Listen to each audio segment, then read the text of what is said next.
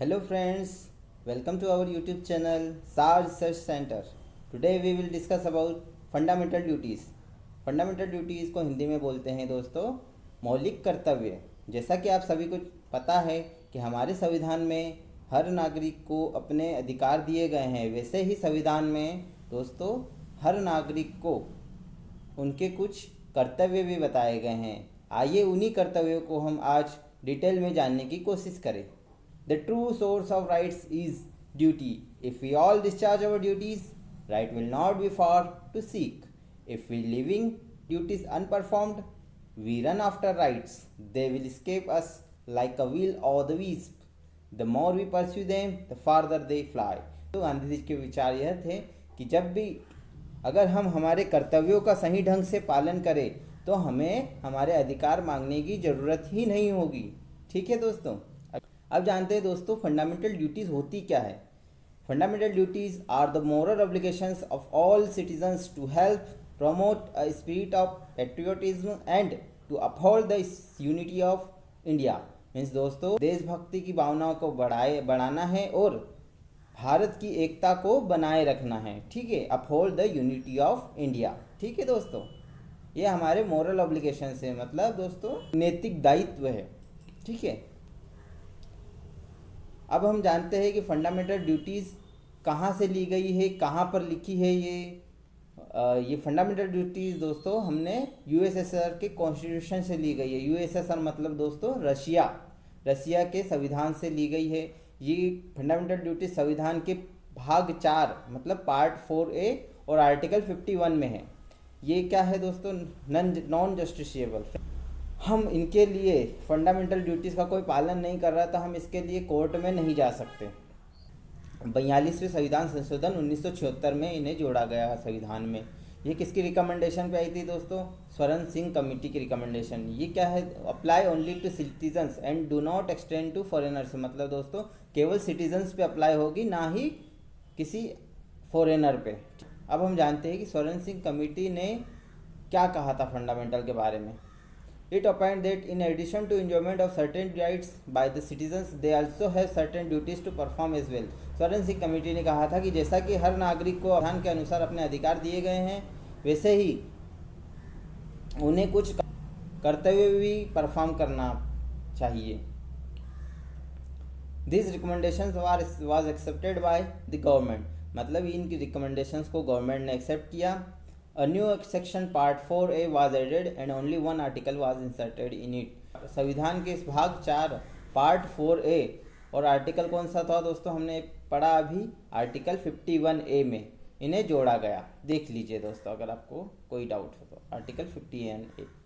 ठीक है, recommendations not accepted. जैसा कि आप जानते हैं दोस्तों कि ये कमेटी ने बहुत सारे रिकमेंडेशन दिए थे कि कुछ को भारत सरकार द्वारा नहीं एक्सेप्ट किया गया। जैसा कि इन्होंने कहा था कि पार्लियामेंट में provide for any penalty for failure to adhere to any fundamental duties.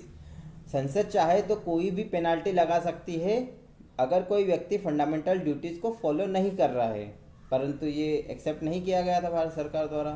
No law imposing such penalty could be questioned in the court. Means दोस्तों कि अगर कोई सी भी पेनल्टी सरकार द्वारा पार्लियामेंट द्वारा लगाई गई है, ऐसा कोई लॉ बनाया गया है जो ऐसी पेनल्टी लगाता है, तो ये पेनल्टी कोर्ट में क्वेश्चनेबल नहीं रहेगी दोस्तों, ये लॉ। ड्यूटी टू पे taxes should also be a fundamental duty of the citizens. मतलब दोस्तों कि स्वर्ण सिंह कमेटी ने बोला था कि ड्यूटी टू पे टैक्सेस, टैक्स भरने की ड्यूटी को भी एक फंडामेंटल ड्यूटी में जोड़ा जाए नागरिकों की।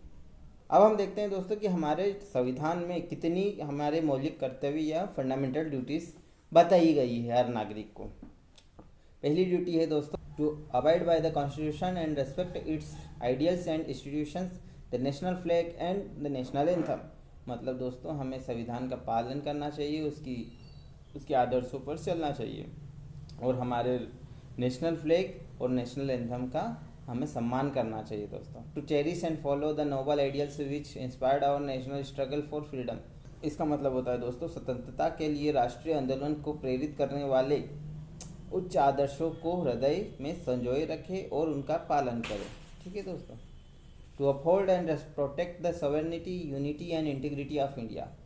क्या करना है दोस्तों, हमारे जो सोवरेनिटी है मतलब संप्रभुता, यूनिटी मतलब एकता, इंटेग्रिटी मतलब अखंडता को हमें रक्षा करनी है और उसको बनाए रखना है।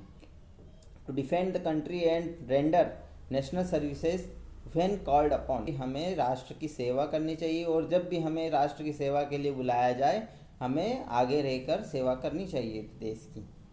अगला दोस्तों, to promote harmony and the spirit of common brotherhood amongst all people of India, transcending religious, linguistic, and regional or sectional diversities, and to renounce practices derogatory to the dignity of women।